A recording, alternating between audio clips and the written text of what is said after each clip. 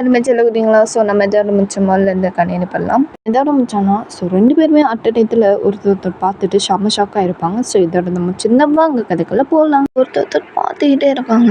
So கொஞ்ச நேரத்தில் 2 பேருமே ரியல் வந்துட்டு தயங்தான் ஜேகே பார்த்து, ஏய் ஜெயன் நீயா ஏன் எப்புட்றா இங்கே தயங்கு இந்த மாதிரி நம்ம ஜெய்கிட்ட கேட்டோன்னா ஸோ ஜேகே தயங்க பார்த்துட்டு, ஏய் தயம் அது நான் கேட்கணும், நீ இங்கே என்ன பண்ணுற? ஜேகே இந்த மாதிரி நம்ம தயங்க பார்த்து கேட்டோன்னா ஸோ தயங்கும் ஜேகிட்ட சொல்கிறான், இங்கே ஒரு சின்ன வேலையாக வந்தேன் ஜேகே, கிங்கு தான் அந்த இடத்துக்கு வர சொன்னான், அதான் வந்தேன். நம்ம தயங்கும் இந்த மாதிரி சொல்லிடுறான் நம்ம ஜேகிட்ட. ஸோ ஜேகேக்கு இப்போ தான் புரியுது, என்ன கிங்கு உன்னையும் வர சொன்னானா?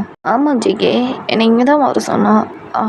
அவனுக்கு ஒரு பொசிஷனை பிடிச்சி கொடுக்கணும் அப்படின்ட்டு என்கிட்ட டீல்லாம் போட்டுருந்தான். எங்கே இதை எல்லாமே சொல்லிக்கிட்டு இருக்கான். நம்ம ஜேகேவும் கேட்டுட்டு, என்ன வாண்டின்னு சொன்னானா?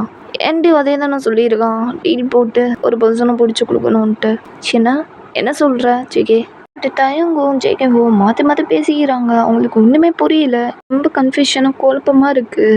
கரெக்டாக வெளியே ஒரு கன் சவுண்டு கேட்டோன்னா தயங்கும் ஜேகேக்கும் ஒன்றுமே புரியல. என்னது இது கன் சவுண்ட்லாம் கேட்குது? எனக்கும் புரியலை, என்ன நடக்குதுன்னு தெரில. நம்ம போய் பார்த்தா தான் தெரியும். நீங்கள் காரை விட்டு இறங்கு, நானே இறங்குறேன். ஜேகே இந்த மாதிரி நம்ம தயங்க சொன்னோன்னே சரி ஓகே ஜேகே அப்படின்னு சொல்லிட்டு ஸோ 2 பேருமே அட்டை இதில் காரை விட்டு இறங்கி பார்க்குறாங்க. அதில் ஒரு பர்சன் அப்படியே சேரில் தான் உட்காந்துருக்காங்க. ஸோ கன்னை வச்சுட்டு பர்சன் வேற இல்லை, நம்ம கிங்கு தான். தயங்கும் ஜேகேவும் பார்க்குறாங்க. கிங்கு 2 பேருமே தயங்கியும் ஜேகேவும் பார்த்துட்டு, mister mafia king Taehyung, mister mafia JK mafia king. என்ன கண்ணுங்களா 2 பேரும் ஒருத்தர் பார்த்துட்டீங்க போலரையே. நம்ம கிங்கு தான் அந்த மாதிரி ரொம்ப இன்வெஸ்ட்மெண்ட்டு ரொம்ப கோல்டாகவே பேசிகிட்டு இருக்கோம். நம்ம தயங்குக்கு ரொம்ப கடுப்பாகவும் இருக்குது. ஜேகேக்கு அதை விட டென்ஷனாக இருக்குது. ஆனால் நம்ம இதை கேட்டுட்டு இருக்காங்க 2 பேரும். நம்ம கிங்கு சேரை விட்டு எந்திரிச்சிட்டு நடந்து 2 பேர் பக்கத்துலேயும் வந்து நிற்கிறான். ஜேகே பக்கத்துலேயும் தயம் பக்கத்துலேயும். இங்கே 2 பேருமே பார்த்து பேசிகிட்டு இருக்கான். ஏடா பெண்ணுங்களா 2 பேரையும் பார்த்துட்டீங்க, அப்புறம் 2 பேரும் ஒருத்தர் மாற்றி சாகலை. கிங் இந்த மாதிரி பேசிகிட்டு இருக்கான். ஸோ தயம்க்கும் ஜேகேக்கும் ஒன்றும் புரியல. இந்த டயத்தில் 2 பேருமே கேட்குறாங்க, என்ன சொல்கிற கிங், என்னடா சொல்கிற கிங்? எங்கே தயங்கும் ஜேகேவோட பேசுறது பார்த்துட்டு, வேறா அடுத்த இதில் ஒருத்தர் மாற்றி பார்த்தது இல்லாமல் அடுத்த இதில் ஒரே மாதிரி சொல்கிறீங்களேடா. அதான் சொல்கிறேனே, இங்கிலீஷ்லையா சொன்னேன், தமிழில் தானே சொன்னேன், இன்னும் நீங்கள் 2 பேரும் அடிச்சு பிடிச்சி சாகலையான்னு கேட்டேன். கிங் இந்த மாதிரி நம்ம ஜேகே பார்த்து தயங்க பார்த்து சொன்னோன்னே ஸோ ஜேகே தான் கிங்கை பார்த்துட்டு, நாங்கள் எதுக்கு அடிச்சு பிடிச்சி சாகணும், எது புரியலையே. ஜேகே இந்த மாதிரி நம்ம கிங்கிட்ட கேட்டோன்னா கிங்கு ஜேகேவை பார்த்துட்டு, ஐயோ மம்சி இன்னமா உனக்கு புரியலை, நான் மம்சி இப்படி இருக்க, சரி விடு நானே சொல்கிறேன் 2 பேத்துக்கு புரிகிற மாதிரி.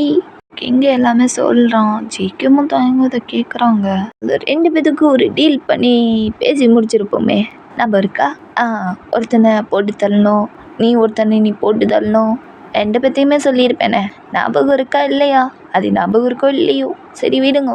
2 பேர் போட்டு தள்ளுற ஒரு பர்சன் வேற யாரில்ல, அது நீங்கள் 2 பேருமே தான். சொல்ல போனால் தெளிவாக சொல்லணும்னா 2 பேருமே அடிச்சு பிடிச்சி சாகவே இல்லையான்னு கேட்டேன்ல அது.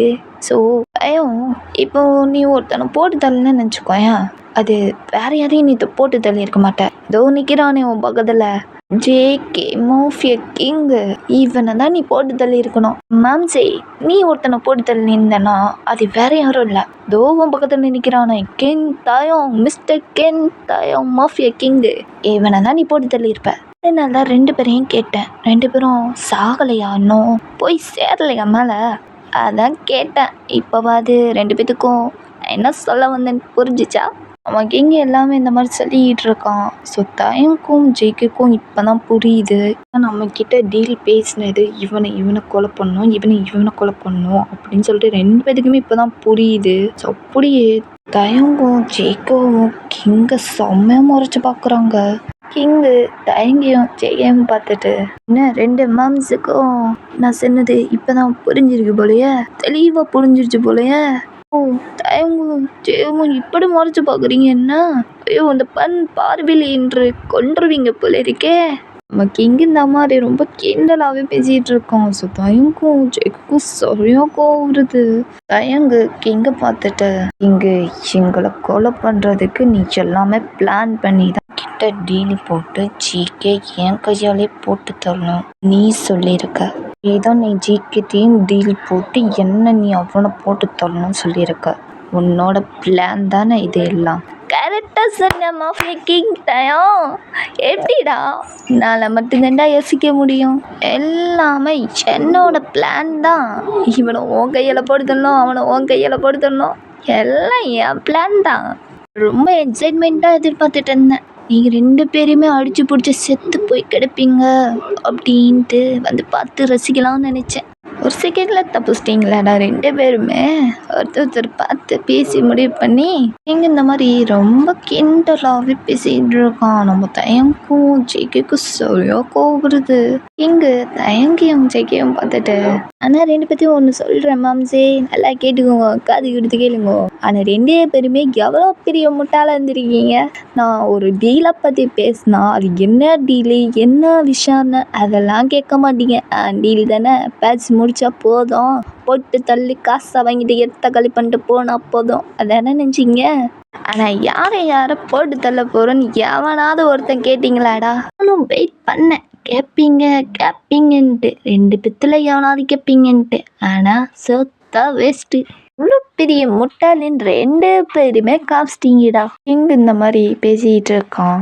ஸோ தயங்கும் ஜேகே ஒருத்தர் மூஞ்சி பார்த்துட்டு, இருந்தாலும் அவன் பேசுனது கரெக்டு தான், நம்ம தான் அவசரப்பட்டுட்டோம், யோசிச்சு முடிவு பண்ணியிருக்கிறோம். இப்போ தான் 2 பேத்துக்குமே ரியலைஸில் புரியுது, தயங்கும் ஜேகேக்கும்.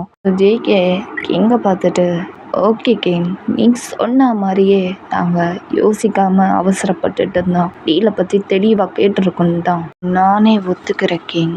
ஆனால் ஏன் நீ இப்படி பண்ண? ஜேகே ரொம்ப கோவமாக இந்த மாதிரி நம்ம கிங்கிட்ட பேசிகிட்டு இருக்கோம். ஸோ கிங்கு ஜேகே பார்த்துட்டு, ஜேகே எதுக்கு நான் அந்த மாதிரி பண்ணேன்னு கேட்குறியா?